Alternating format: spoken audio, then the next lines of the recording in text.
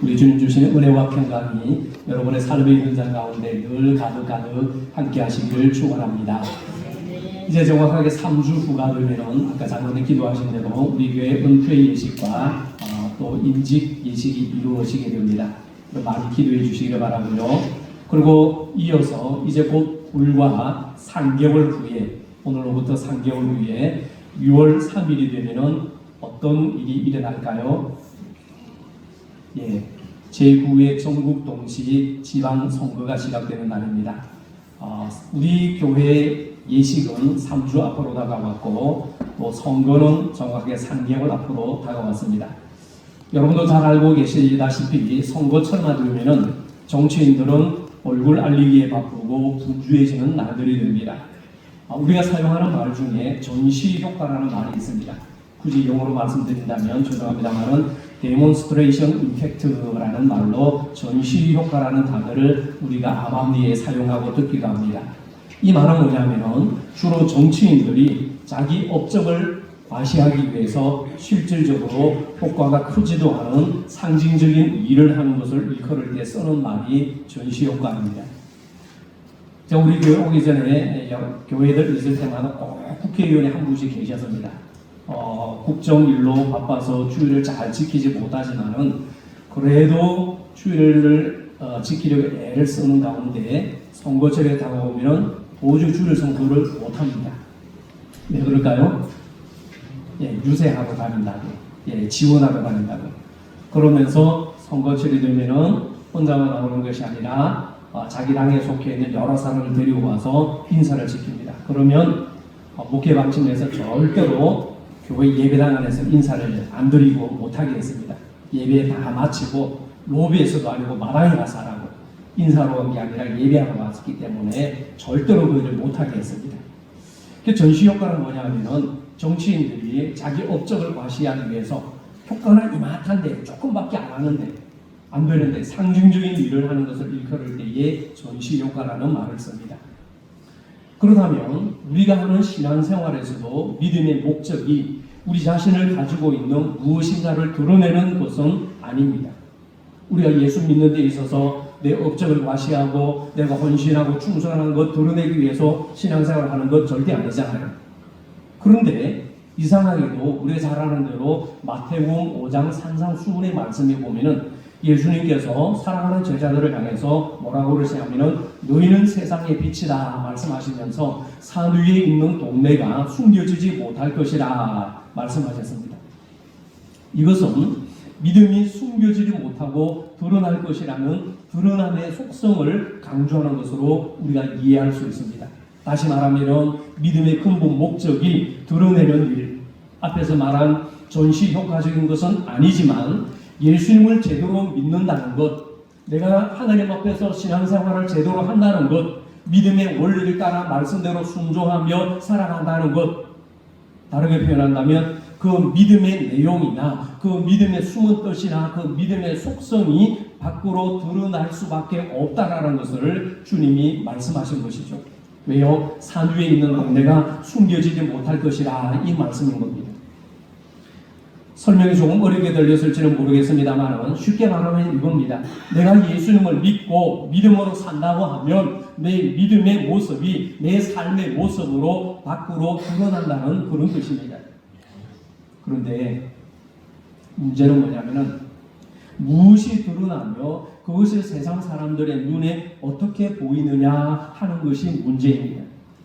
사도 바울은요 고린도후서 말씀에서 예수 믿는 사람은 각처에서 예수 믿는 냄새를 풍기게 되고 그것은 사람들에게 예수 그리스도의 향기가 된다 이렇게 말씀합니다. 굳이 드러내고 냄새를 피우려고 예수를 믿는 것은 아니지만은 예수 믿는 사람에게 가면 예수 믿는 냄새가 분명히 나야 한다는 말씀입니다. 여러분 명절에 고기 구워 드셨습니까? 고기를 구워 먹으면 우리 몸에 우리 거실에 고기 냄새가 납니다. 불을 지피면요 몸에 연기 냄새가 나고 몸에 불 냄새가 납니다. 생선을 먹으면 생선 냄새가 나고 향수를 뿌리면 몸에서 향수 냄새가 납니다. 이처럼 예수 믿는 사람은 예수 믿는 냄새가 나는 것이 정상입니다. 우리에게 그리스도의 형상이 있어야 합니다. 누가 봐도 예수 믿는 사람은요, 표가 나야 합니다. 절에 다니는 스님들은 승복을 입고 다니죠. 천주교에 다니는 사람들은 천주교를 종교생활하는 사람들은 손에 뭘 들고 다니요? 묵주를 들고 다닙니다. 그런데 교회를 다니고 예수님을 믿는 그리스도인들은 표가 안 나요. 누가 보더라도 저 사람은 교회를 다니고 누가 보더라도 저 사람은 예수를 믿는 사람이라면 분명히 예수를 믿는 믿음의 표가 드러나야 합니다. 이웃이나 직장 동료가 저 사람은 정말 예수 믿는 사람이구나, 이런 뚜렷한 정도가 우리의 삶 속에 나타나야 합니다. 그러기에 우리는요, 바로 알고 바로 믿고 바로 살아가야 합니다. 제대로 살아가야 합니다. 여러분, 부담이 될지는 모르지만은 이 시간 제가 여러분들께 한번 물어보겠습니다. 우리 총교회 성도님들은 어떻습니까?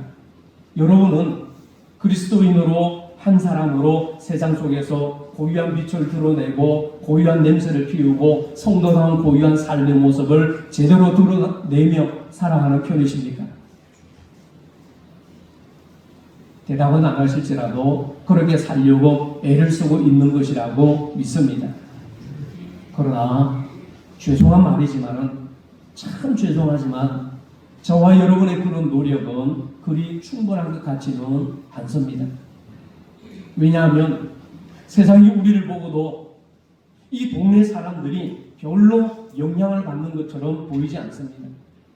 우리 동네 용두리, 가연리, 여물리, 신논리, 삼성리, 다대리 등등 이런 교회 동네 주변의 마을 사람들이 우리 청운교회를 보고 우리 청운교회 성도를 통해서 별로 영향을 받는 것 같지 않아 보입니다. 오늘 시골 마을에 새벽 기도를 무려 4시간 동안이나 하는 할머니 한 분이 계셨습니다. 대단하죠? 새벽 기도를 4시간 동안 기도를 하셔요. 우리 교회 식구들은요, 새벽 기도 시간에 이렇게 기도 시간에 기도하다가 한 30분이 지나고 조용하다 싶어서 눈 떠보면 전부 효과가 없어요. 자, 그런데 이 할머니가 매일 4시간씩 새벽에 나와 기도를 합니다. 참 대단한 일이죠. 그 할머니가 매일매일 4시간씩 그렇게 새벽 기도를 하는 이유가 뭐냐면은, 그렇게 서너 시간씩 새벽에 나와 기도를 하지 않으면 몸이 아파서 견딜 수가 없다 그래요. 몸이 아파서. 그런데 얼마 전 밖에서 아주 시끄럽게 싸우는 소리가 들려서 나가보니까 그 할머니였어요. 그 할머니가 누구예요? 자, 눈 뜨세요. 주무시지 마시고. 그 할머니가 누구세요? 맞아요. 새벽 기도 시간에 4시간씩 기도하는 그 할머니였습니다. 4시간 동안 새벽 기도를 하고 집으로 가는 길에 된장찌개에 넣어 먹으려고 남의 집 마당에 열린 호박을 따내다가 그만 집주인에게 걸쳐서 싸우는 겁니다. 주인이 아니 왜 남의 밭에 이 호박을 따느냐고. 이거 많은데 좀 하나 따면 어떠냐고. 말도 안 하고 따면 도둑이지, 그게 남의 거 훔치면 되는 거예요. 아이고 막 옥신같이 싸우고 응성이도 가지고 할머니하고 대판 싸우고 있는 거예요. 여러분, 이러면 돼요 안 돼요? 믿음의 모습은 생활을 통해서 그 사람의 품격과 가치와 인격이 삶 속에서 구체적으로 드러나게 됩니다. 오늘 우리가 읽은 본문의 말씀은 사도 바울이 고린도 교회에 보낸 첫 번째 편지의 결론 부분에 해당하는 말씀입니다. 이 편지를 받은 고린도 교회 성도들은요, 바로 앞에서 말한 그 할머니 신자 같은 그런 교회였습니다. 겉모습은 요란한데 그 안에 그리스도인다운 생활이 없습니다. 하나님으로부터 받은 영적 은사는 대단히 많은데 그 많은 부분에서 문제투성이었습니다. 그래서 바울은 이 편지로 그들을 가르칩니다. 그리고 결론적으로 하는 말이 그리스도를 본받는 삶을 살자고 권면합니다. 11장 1절 말씀입니다. 여러분, 11장 1절 말씀을 같이 봉독합니다. 내가 그리스도를 본받는 자 된 것 같이 너희는 나를 본받는 자가 되라. 아멘. 여러분, 무슨 말씀입니까?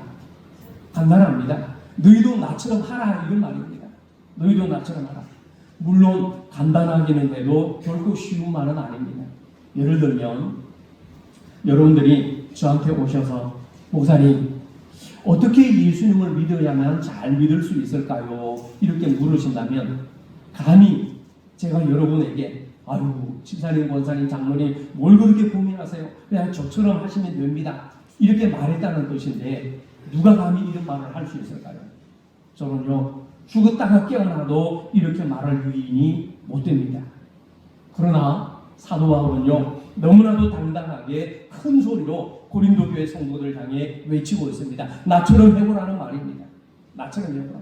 물론 여기서 바울이 말하는 나처럼 하라고 말했다는 것은 자기가 자기 자신의 모든 행동의 기준이 된다는 그런 의미는 절대 아닙니다. 여러분 이 말씀 오해하면 안 돼요. 바울은 참 겸손한 분입니다. 바울은요 나는 죄인 중에 괴수요 나를 차지 못해 난 사람이요 날마다 자기를 쳐서 복종시키고 나는 날마다 죽노라 이렇게 말하는 사람입니다. 이 말은 바울이 얼마나 겸손한지 그의 겸손의 모습을 참 신앙적인 고백의 말을 우리에게 들려주고 있습니다. 나는 예수를 본받아 산다. 이것저것 재보고 따질 것 없이 그냥 주님이 가르치신 대로 그냥 주님이 하신 대로 주님께서 우리에게 보여주신 대로 본받아 산다. 내가 그렇게 하니 너희도 그렇게 하며 그렇게 살아라. 예수님을 본받아 사는 것처럼 내가 그렇게 사는 것처럼 너희들도 예수님을 본받아 그렇게 살아라. 내가 주님을 본받는 것처럼 이런 말입니다. 여러분 사실 예수님을 잘 믿는 것이 무슨 복잡한 공부나 원리나 공식이 있는 것 아니잖아요. 믿음은 어린아이처럼 단순하고 순전해야 합니다. 믿음은요, 제가 여러분들에게 누누이 말씀드리는 것처럼 믿음은 참 믿음은 계산하지 않는 마음이 순전한 믿음입니다. 바울은 마치 어린아이가 엄마 젖을 사모하듯이 우리의 영혼이 예수 그리스도를 사모하며 예수님의 행동을 하나씩 하나씩 닮아가는 것, 이것이 예수님을 잘 믿기 위한 지름길이라는 것을 우리에게 강조하는 말입니다. 여러분 텔레비전에 보면은요 유명 연예인을 닮으려고 애를 쓰고 흉내를 내면서 진짜 가수인 것처럼 모창을 하는 가수들이 들어 있습니다. 그런데 이런 분들의 얘기를 들어보면은 자기가 모방하는 그 연예인과 자신을 자주 혼동한다고 그럽니다. 즉 자기 자신이 정말 내가 좋아하는 가수인 양 착각을 하게 된다고 말합니다.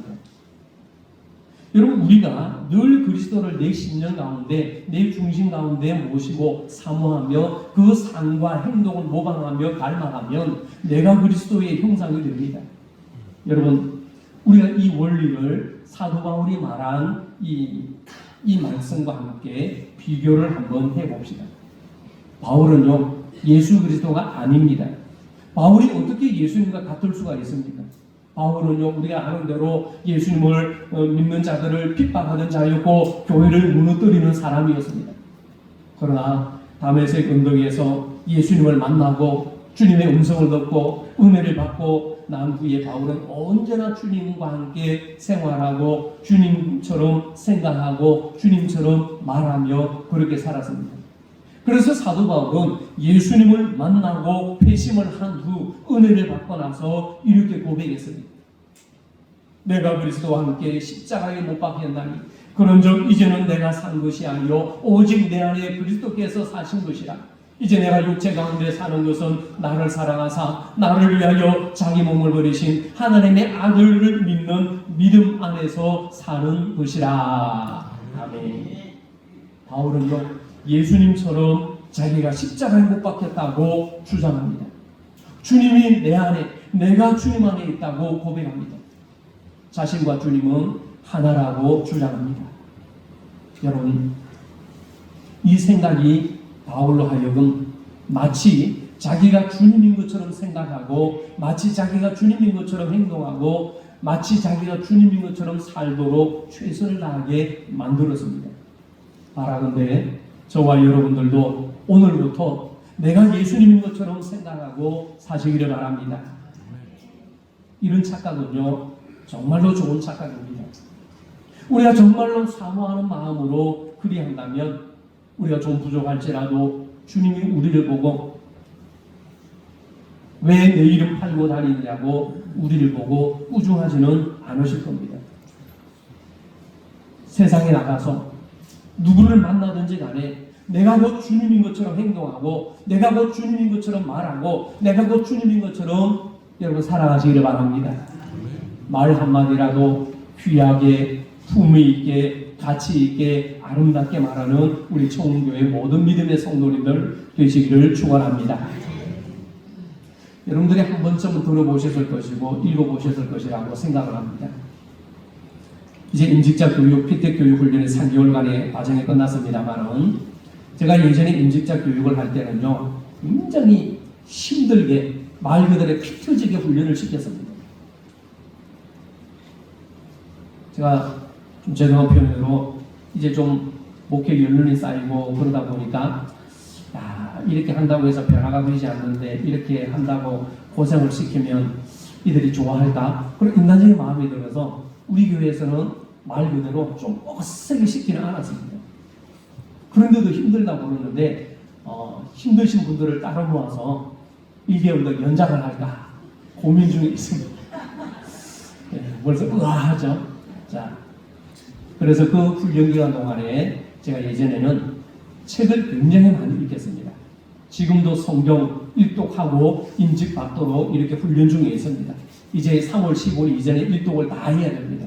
미리 하신 분들도 계시고 그 중에서 읽었던 책 중에 하나가 뭐냐면은 미국의 목사이자 작가인 찰스 몰로 쉘든, 여러분 들어보셨을 겁니다. 이분이 저술한 기독교 고전인 예수님이라면 어떻게 하실까 이 책이 있습니다. 아마 읽어보신 분이 계실 것이고 제목이라고 들어보신 분 계실 겁니다. 찰스 몰로 쉘든이 쓴 예수님이라면 어떻게 하실까. 이 책의 내용을 간단하게 말하면 이렇습니다.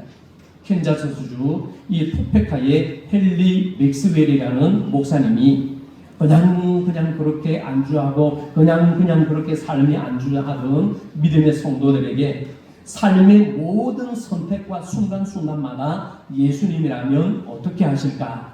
이 질문으로 묻고 대답하며 그대로 실천할 것을 제안하면서 일어나는 변화를 나눈 고전 소설입니다. 여러분 꼭 한번 읽어보세요. 저는 사춘기 때 이 책을 읽고 참 많은 감명을 받았습니다. 제가 15살, 17살 때 읽었는데 아직 저보다 연세가 많으신 분들이 계시고 안 읽어보셨으면 한번 꼭 읽어보시기를 강추합니다. 자, 여러분 오늘 본문을 통해서 사도 바울 역시 예수님이라면 어떻게 하실까 이 물음을 통해 우리에게 묻고 있습니다. 예수님이라면 어떤 행동을 하실까? 예수님이라면 오늘 어떤 옷을 입으실까? 예수님이라면 이럴 때 어떤 말을 하실까? 예수님이라면 이 일을 어떻게 처리하실까? 예수님이라면 과연 어떻게 행동하셨을까? 이것이 바로 주님을 본받으며 살았던 사도 바울이 오늘 우리에게 가르쳐주는 아주 중요한 영적 삶의 지침들입니다.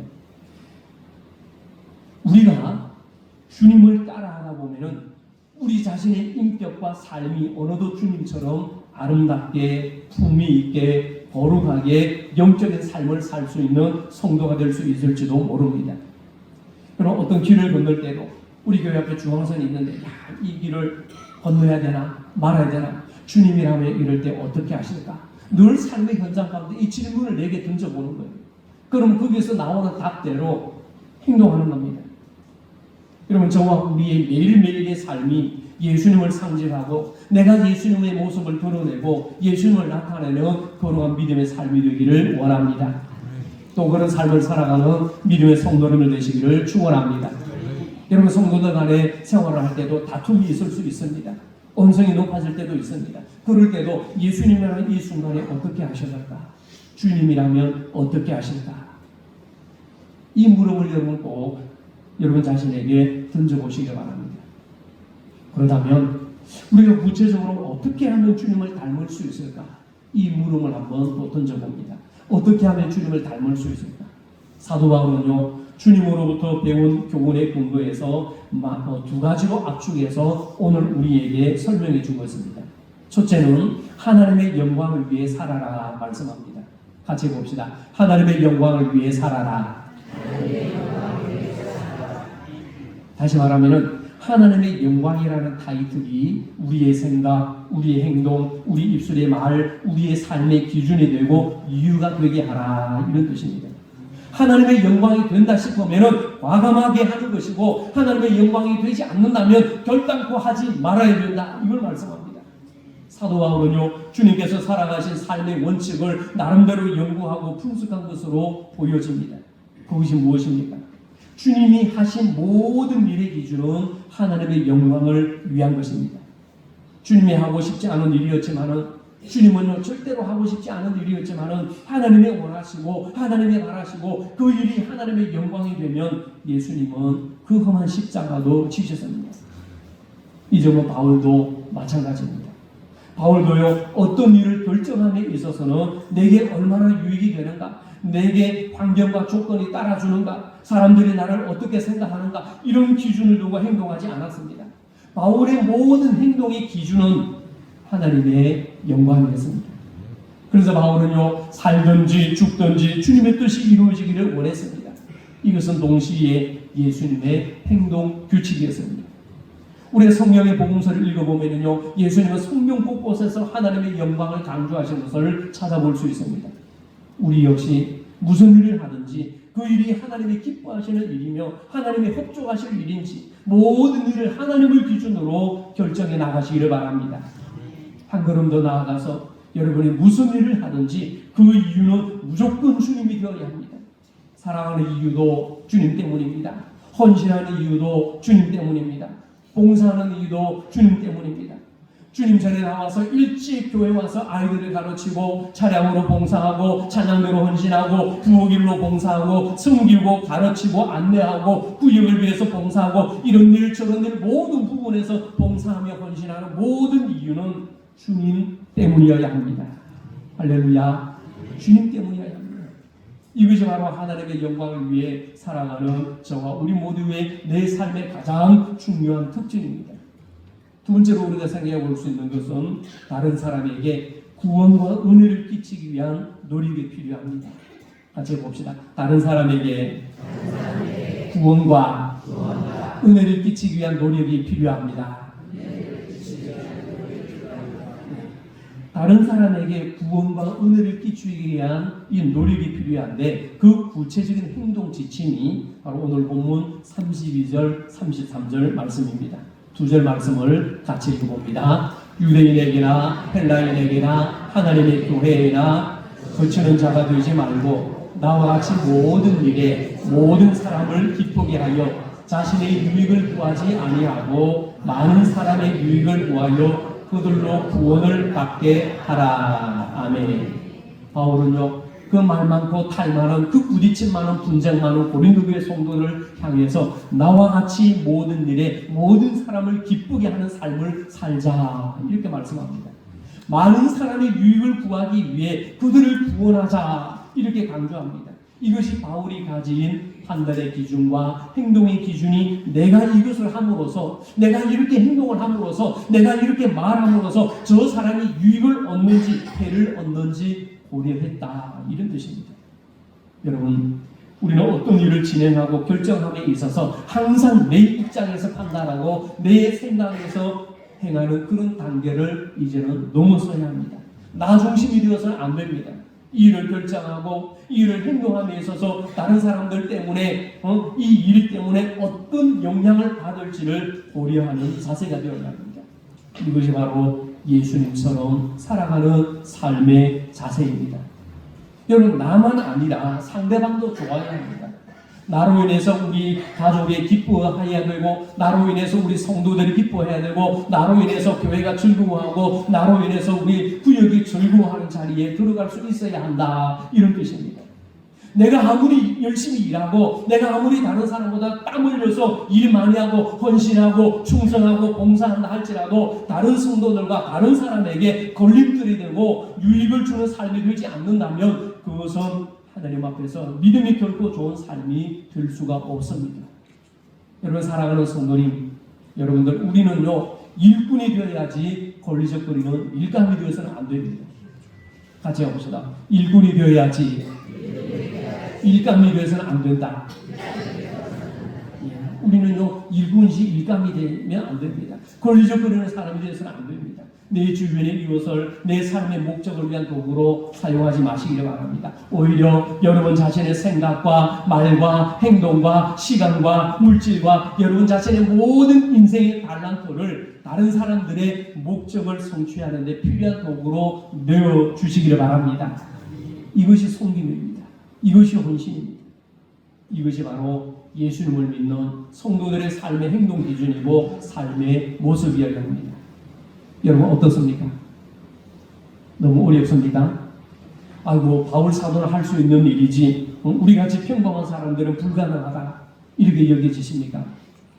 그렇다면 하나님 앞에서 한번 아주 냉철하게 한번 생각을 해보세요. 사실 우리가 주님을 닮아가기 위해서 내가 서 있는 위치가 내가 서 있는 이 처지가 결단코 바울보다는 불리하지는 않습니다. 내가 더 유리했으면 유리했지. 여러분 바울이 어떤 사람입니까? 바울은요 예수님을 핍박하며 주님의 교회를 무너뜨린 사람이었습니다. 추측하건대 바울은 다른 사람들과 잘 어울릴 수 있는 그런 친화적인 성격의 소유자가 아니었던 것이 분명합니다. 바울의 출신이나 성장 배경도 예수님과는 너무나 다른 사람이었습니다. 예수님은 가난한 서민으로 자라났습니다. 그러나 바울은요 부유한 자로 귀족 중에 귀족이었습니다. 예수님은 학문과 경험에 있어서 이스라엘이 있는 팔레스틴 지역을 벗어난 적이 없는 분이고 특별히 유학을 하거나 공부를 한 것도 아니었습니다. 그러나 바울은요 어떻습니까? 최고 학문을 배웠던 사람입니다. 그리스 로마라는 세계와 유대인의 종교적인 업적과 열성을 가진 이 가말리엘의 문화생으로서 많은 배움을 가졌고 많은 지식을 가진 엘리트 중에 엘리트였습니다. 예수님과 비교해봐도 바울이 훨씬 더 나은 사람입니다. 바울과 우리가 따져본다 해도 바울이 훨씬 더 나은 사람입니다.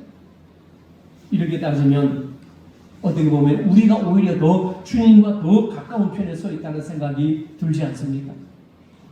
다른 사도들과 바울을 비교해 볼 때도 마찬가지입니다.